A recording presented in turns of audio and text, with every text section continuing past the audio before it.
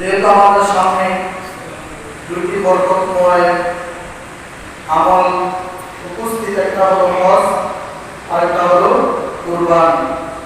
তো দুটোটাই নেশাব পরিমাণ সম্পত্তির মালিক হলে ওয়াজিব হয় এবং ফরজ হয়। হজ করা ফরজ, যদি আপনার ওই পরিমাণ সম্পত্তি থাকে, টাকা পয়সা থাকে, তাহলে আপনার উপরে হজ করা কি ফরজ। আর যদি সম্পত্তির মালিক না হন তাহলে আপনাকে হজ করতে হবে।